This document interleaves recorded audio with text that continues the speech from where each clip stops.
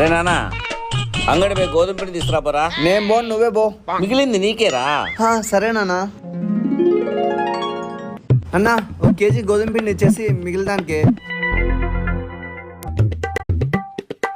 ఏది నేను అడిగింది సిగరెట్. మిగిలిన చిల్లరకి అదే వస్తుంది బాబు. వద్దులే.